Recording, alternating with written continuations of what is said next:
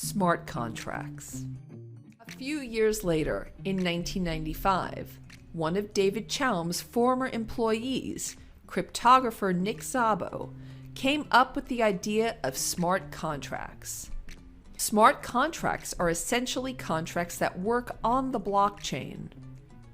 Nick Szabo himself compared smart contracts to vending machines.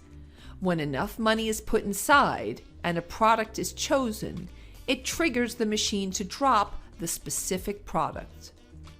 Smart contracts are used to automate different contractual processes, making them partially or fully self-executing.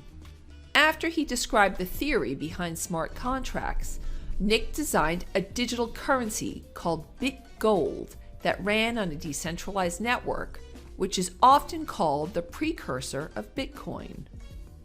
The main idea behind the system was that when transactions are made, they are broadcast to the network where computers solve mathematical challenges to validate a transaction.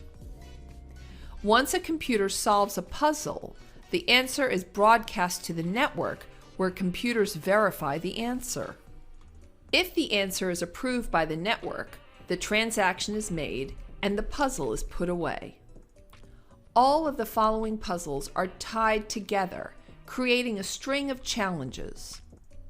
This system had many unsolved issues and loose ends, and was thus never implemented.